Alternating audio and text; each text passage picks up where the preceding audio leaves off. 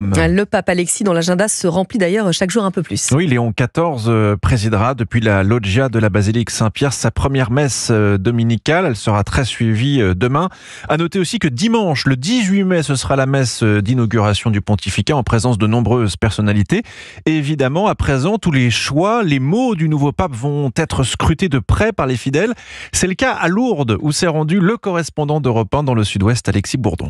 Au cœur du sanctuaire de Lourdes, la nomination du nouveau pape a engendré beaucoup d'espoir. Fabien aimerait que Léon XIV joue un rôle entre Kiev et Moscou. Par rapport à la guerre entre l'Ukraine et la Russie, le Saint-Père n'est pas une boule magique, faut pas rêver non plus. Mais j'espère de belles choses et que la grâce du Seigneur va agir effectivement à travers le pape. Près de la grotte, Dana est originaire du Texas. Elle espère que le Saint-Père pourra apporter une paix globale au monde entier. Je pense qu'il résoudra la guerre. La plupart des gens dans le monde aspirent à la paix et c'est ce que nous devrions tous essayer de faire ensemble. De former une seule nation, un seul peuple et tous pour Dieu.